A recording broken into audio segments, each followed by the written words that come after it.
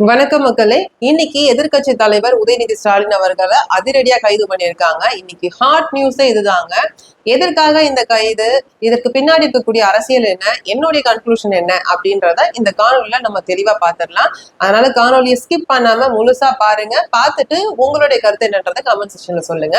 இப்ப எதுக்காக இந்த கைது நடவடிக்கை அப்படின்றத பாத்துருவோம். நேத்து பாத்தீங்கன்னா தஞ்சாவூர்ல திமுக சார்புல விவசாயிகளோட சேர்ந்து ஒரு பொதுக்கூட்டம் நடத்தியிருக்காங்க. அந்த பொதுக்கூட்டத்துல எதிர்கட்சி தலைவர் உதயநிதி ஸ்டாலின் அவர்கள் பேசியிருக்காரு. கிட்டத்தட்ட ஒரு 22 நிமிஷம் பேசினாருங்க. என்ன பேசினாருன்னா, இந்த மாதிரி கர்நாடக அரசு வந்து காவேரி நதி நீரும் தர மாட்டேங்குது, மேகதாதுலயும் அணை கட்டுவேன் அப்படின்னு துடிக்கிறாங்க. அதனால கர்நாடக அரசு கண்டிச்சோம். இது எதுக்குமே குரல் கொடுக்காம நம்ம தமிழ்நாட்டு சிஎம் வந்து அமைதி காக்குறாருன்னு சிஎம் அவர்களை கண்டிச்சும் பேசியிருந்தாரு. இது மட்டும் இல்லாம தாவேக அரசோடைய அரசியல் நிலைப்பாடு பத்தி பேசினாரு. அமைச்சர்கள் பண்ணும் அட்ராசிட்டிஸ், அதாவது மக்கள் பிரச்சனைகளுக்கு எதுக்கும் குரல் கொடுக்காம நீட் போராட்டம், எத்தனையோ போராட்டங்கள் அடுத்தடுத்து நடக்குது, அதுக்கெல்லாம் வந்து குரல் கொடுக்கல, அவங்க ரீல்ஸ் மோகத்துலதான் இருக்காங்க அப்படின்னு அவங்களுடைய நிலைப்பாடை பத்தி பேசியிருந்தாரு. இப்படி பேசிட்டு இருக்கும் போது தாவேகாவுடைய முதலாய பிரச்சனை என்ன அப்படின்னா, திமுக மேல அவதூறு பரப்பணும், அவங்களை எப்படியாவது கைது பண்ணணும், இதுதான் அவருடைய முதலாய பிரச்சனையா இருக்கு அப்படின்னு உதயநிதி அவர்கள் சொல்லிடுறாரு. அந்த நேரத்துல கூட்டத்துல சிலர் வந்துட்டு த்ரிஷா அப்படின்னு கத்துறாங்க. அதுக்கு உதயநிதி அவர்கள் அந்த பெயரை மட்டும் பயன்படுத்தல. அவர் என்ன சொல்றாருன்னா, எங்க தண்ணி வருதோ இல்லையோ அங்க தண்ணி வந்துடணும் அப்படின்னு சொல்லி ஒரு பாஸ் விடுறாரு. அதுக்கப்புறமா வந்துட்டு நான் காவேரிய சொன்னேன் அப்படின்னு ஒரு புன்னகிக்கிறாரு. அவ்வளவுதாங்க. இந்த விஷயம் கான்ட்ரவர்சி ஆகுது. நேத்து சாயங்காலம் எல்லாம் சோசியல் மீடியால பயங்கர ட்ரெண்டிங்கா பேசப்பட்ட பொருளா அது. இரவே நேஷனல் லெவலுக்கு இந்த நியூஸ் போயிடுச்சு. இந்தியா டுடே, என்டிடிவி சேனல் எல்லாம் வருது. அதுவும் நேரடியாவே சொல்லிடுறாங்க, இந்த மாதிரி எதிர்கட்சி தலைவர் உதயநிதி ஸ்டாலின் அவர்கள் த்ரிஷா அவர்களையும் விஜய் அவர்களையும் கம்பேர் பண்ணி ஒரு டர்ட்டி பாலிடிக்ஸ் பண்றாரு, இப்படியெல்லாம் பேசுவாங்களா அப்படின்ற மாதிரியான ஒரு ப்ரொஜெக்ஷன்ல அவங்க பேசுறாங்க. நேரடியா அவங்களதான் சொன்னாங்கன்ற மாதிரி செய்தி சேனல்ல போடுறாங்க. அடுத்தது தாவேகாவினர் சார்பில் தமிழ்நாடு முழுக்க காலையில இருந்து போராட்டம். கொஞ்ச நேரத்துல போலீஸ்காரங்க வந்து உதயநிதி அவர்களுடைய இல்லத்துக்கு சென்று கைது பண்ண போறோம்னு போய் நிக்கிறாங்க. உதயநிதி அவர்களுடைய மனைவி வந்து இல்ல, அவர் குளிக்கிறாரு, ஒரு 10 நிமிஷம் வெயிட் பண்ணுங்கன்னு சொல்லி காலதாமதம் பண்ணிட்டே இருக்காங்க. அவங்க சைட்ல இருந்து வக்கீல் வர்றதுக்குள்ள எப்படியாவது கைது பண்ணணும்னு போலீஸ்காரங்க ரெடியா இருந்து உடனடியா கைது பண்றாங்க. சபரீசன் அவர்களும் எவ்வளவு பேசி பாக்குறாரு, ஒண்ணும் வேலைக்கு ஆகல, கைது ஆகுது. ரெண்டு தரப்பினர், அதாவது திமுக தரப்பினரும் தாவேகா தரப்பினரும் ஆளாளுக்கு ஒரு பக்கம் பயங்கர கொந்தளிப்பு. அதாவது தாவேகாவினர்லாம் ஒரு பக்கம் ஸ்வீட்டு கொடுத்து கொண்டாடவே ஆரம்பிச்சிட்டாங்க. எதிர்கட்சி தலைவர் உதயநிதியை கைது பண்ணியாச்சு, இந்தாங்கன்னு ஸ்வீட் கொடுக்கறதும். திமுகவினர்லாம் வந்துட்டு எங்க தலைவரையே கைது பண்றீங்களான்னு சொல்லி ஃபுல்லா தமிழ்நாடு முழுக்க ஆர்ப்பாட்டம். அடுத்தாப்புல ஓபிஎஸ் அவர்களும் கைதாறாங்க. பெரிய அளவுக்கு சர்ச்சையாகுதுங்க. இந்த கைது குறித்து உதயநிதி அவர்கள் என்ன சொல்றாருன்னா, அந்த போராட்டத்துல அவரு நிறைய மக்கள் பிரச்சனைகளை எடுத்து பேசியிருக்காரு. ஆனா அதை எல்லாத்தையும் விட்டுட்டாங்க. ஆனா இந்த நான் சொல்லாத ஒரு விஷயத்த திருப்பு பண்ணி அதை நான் இப்படிதான் சொன்னேன் அப்படின்னு சொல்லி என்னை கைது பண்றாங்க. நான் இந்த கைதை காமெடியா தான் பாக்குறேன் அப்படின்ற மாதிரி அவர் சொல்லியிருக்காருங்க.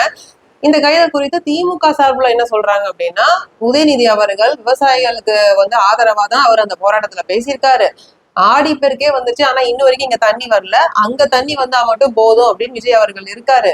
ஏன்னா அவரு காங்கிரஸோட கூட்டணியில இருக்காரு. அவருடைய கூட்டணிக்கு எந்த பிரச்சனையும் வந்துடக்கூடாது, அதனால காங்கிரஸ் தான் அங்க கர்நாடகால ஆகுது, அதனால அவங்களுக்கு தண்ணி வந்தா போதும் அப்படின்னு அவர் இருக்காரு அப்படின்னு உதயநிதி அவர்கள் அங்க சொன்னாரு.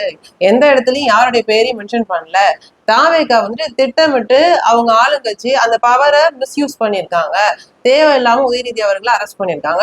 இதோடைய பேக் ஃபயர் எல்லாம் தாவேகா தான் வரப்போகுது அப்படின்ற மாதிரி அவங்க சார்பில் இருந்து சொல்றாங்க. அப்ப நீங்க கேட்கலாம், என்னம்மா அவர் எதுவுமே பண்ணல அப்படின்னு நீங்க ஆதரவா வந்து உதயநிதி அவர்களுக்கு பேசுறீங்களா அப்படின்னா, இல்ல, இதுக்கு முன்னாடி அவர் பேசியிருக்காரு. அதிமுக பொதுச் செயலாளர் எடப்பாடி பழனிசாமி அவர்கள டபுள் மீனிங்ல பேசியிருக்காரு. இப்ப இந்த விடயத்திலையும் பாத்தீங்கன்னா உள்நோக்கம் இருந்திருக்கலாம். ஏன்னா இப்போ அவர் அந்த மேடையில பேசுனது, அவரு ஸ்கிரிப்ட் ரெடி பண்ணிட்டு தான் அவர் வந்திருக்காரு, ப்ரிப்பேர் பண்ண விஷயத்த தான் அவர் பேசுறாரு. அப்போ நான் இந்த இடத்துல இந்த விஷயம் பேசுவேன், நீங்க அப்போ இந்த மாதிரி கத்துங்க, அப்போ நான் அது சார்புடையது வேற ஏதாவது பேசுவேன், பேரை மட்டும் பயன்படுத்தாம அந்த விஷயத்த கான்ட்ரவர்சியா ஆக்குவேன் அப்படின்னும் அவங்க பிளான் பண்ணியிருந்திருக்கலாம். ஏன் இந்த பிளானிங் கூட இருந்திருக்கும்? இப்போ தொடர்ச்சியா பாருங்க, பாமக தலைவர் அன்புமணி ராமதாஸ் அவர்களா இருக்கட்டும், நாம் தமிழர் கட்சி ஒருங்கிணைப்பாளர் அண்ணன் சீமான் அவர்களா இருக்கட்டும், அதிமுக பொதுச் செயலாளர் எடப்பாடி பழனிசாமி அவர்களா இருக்கட்டும், தொடர்ச்சியா மேகதாது அணை குறித்தும் பேசுறாங்க, காவிரி நதிநீர் பிரச்சனை குறித்து பேசுறாங்க, தாவேக அரசு இதுக்கு ஆக்ஷன் எடுக்கணும் அப்படின்னு ஆளுங்கட்சியை வன்மையா கண்டிக்கிறாங்க. இப்படி தொடர்ச்சியா அவங்க அரசியல் பண்ணிட்டே வராங்க, மக்கள் மத்தியில பேசுபடும் பொருளா இருக்காங்க. அப்படி இருக்கும்போது எதிர்கட்சியா நம்ம திமுக என்னடா பண்ணுச்சு அப்படின்னா ஒண்ணுமே பண்ணல. அப்ப அவங்க எல்லாரையும் ஓவர்டேக் பண்ணி நம்ம ஒரு விஷயம் பண்ணணும் அப்படின்னா இந்த மாதிரி ஒரு கான்ட்ரவர்சியா பண்ணுவோம். ஏன்னா இதுக்கு முன்னாடியே உதயநிதி அவர்கள் இப்படிதான் சனாதனத்தை ஒழிப்போம் அப்படின்னு பேசி நேஷனல் லெவல்ல ட்ரெண்ட் ஆனாரு. அப்படி இப்படி ஒரு கான்ட்ரவர்சியை பேசி மறுபடியும் ஒரு ட்ரெண்ட் ஆகலாம்னு நினைச்சிருந்திருக்கலாம். ஆனா இது எதுக்குமே ஆதாரம் இல்லைங்க. அவரு வாய்மொழியா யாருடைய பேரையும் பயன்படுத்தவே இல்லையே. கோர்ட்டுக்கு ஆதாரம் தேவை, அங்க ஆதாரம் இல்லைனால இந்த கேஸ் நிக்காது. ஆக மொத்தத்துல இந்த கைது நடவடிக்கையால உதயநிதி அவர்களுக்கு ஒரு பெரிய பிம்பமே கிடைச்சு போச்சுங்க. இன்னும் சொல்ல போனா அந்த கூட்டத்துல த்ரிஷா அப்படின்னு கத்துனது தாவேகால கூட இருந்திருக்கலாம். ஏன்னா பாருங்க, 2 நாள் முன்னாடி மதுரையில த்ரிஷா அவர்களுக்கு ஒரு நற்பணி மன்றம் ஒண்ணு ஆரம்பிக்கிறாங்க. மதுரை ஃபுல்லா அந்த போஸ்டரை ஒட்டுறாங்க. அந்த போஸ்டர்ல என்ன இருக்குன்னா, தமிழக அரசால் அங்கீகரிக்கப்பட்ட சங்கம் அப்படின்னு போட்டு இருக்கு. இது செய்தி சேனல்ல எல்லாம் செய்தியா வருது. அதாவது த்ரிஷா அவர்களுடைய அரசியல் வருகையா இதை பாக்குறோம் அப்படின்ற மாதிரி போடுறாங்க.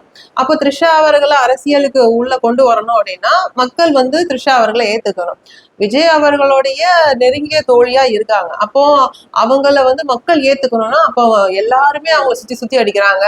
அந்த புள்ள என்னப்பா பண்ணுச்சு பாவம், இப்படி இவ்வளவு தூரம் கஷ்டப்பட்டிருக்காங்க, அவங்க அரசியல் நின்னா என்ன அப்படின்னு மக்களே யோசிக்கணும்ன்றதுக்கு கூட இப்படி ஒரு செட்டப் பண்ணியிருந்திருக்கலாம். இது எல்லாமே ஒரு அசம்ஷன் தான். இது எதுக்குமே ஆதாரம் இல்லைங்க. ஏன்னா இவங்க முடிவு பண்ணிட்டாங்க. இங்க தமிழ்நாட்டு அரசியலை பொறுத்த வரைக்கும் ஒண்ணு தாவேகா இருக்கணும், இல்லைன்னா திமுக இருக்கணும்.